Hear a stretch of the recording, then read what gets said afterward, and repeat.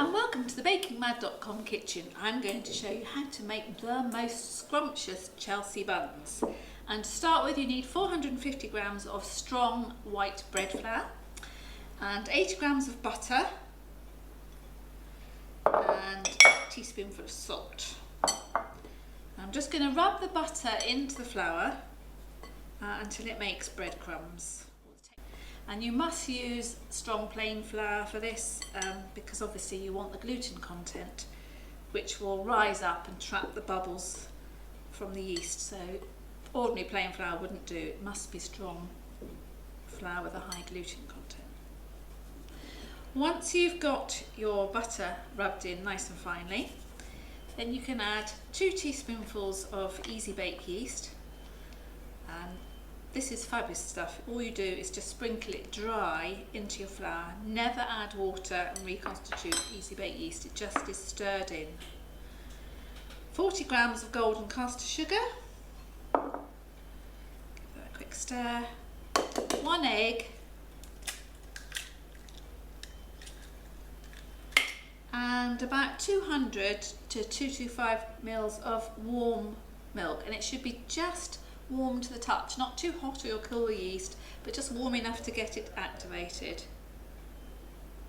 So I'm going to add most of that, just leaving a little drop back just in case I need it. And then get your hands in and bring it all together into a soft dough. And obviously you can use a mixer for this if you prefer. It'll be really sticky to start with, but it will come together. The more you need, the more it will come together. Once it gets to this stage, it's probably easier to just tip it out onto the worktop.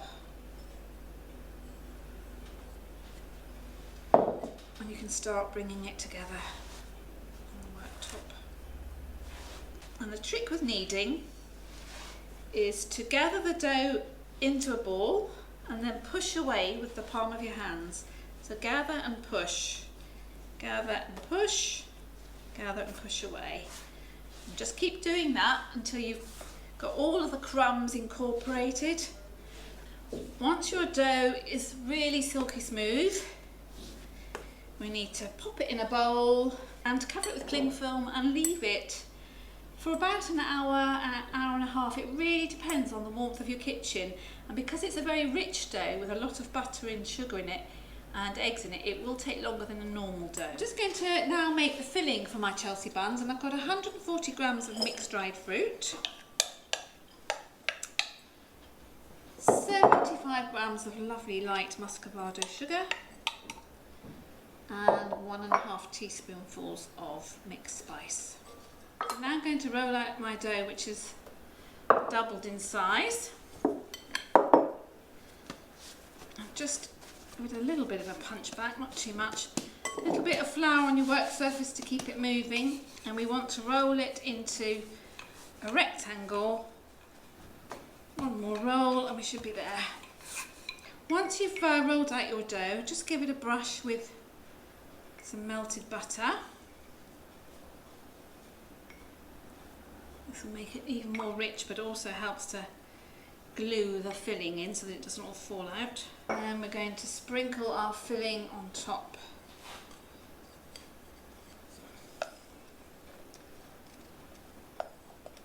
And then I've also got 100 grams of marzipan, which I've just cut into little cubes as well, which makes it extra yummy.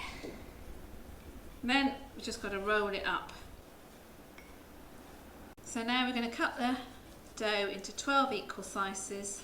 So cut it in half, then in half again, and each one of those into 3. Give us 12 swirls. Right, now we're going to pop the Chelsea buns into the tin, and if we just start on the outside edge and place them around,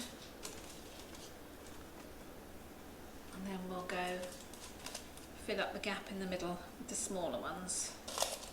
Then cover that with cling film and let it rise again for about another half an hour or so, just until it's risen a little bit more, and then we'll bake it off. When your Chelsea buns have risen, just Beat 1 egg white lightly with a fork.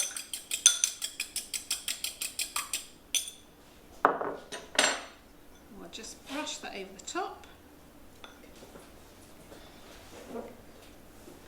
Sprinkle it with some flaked almonds.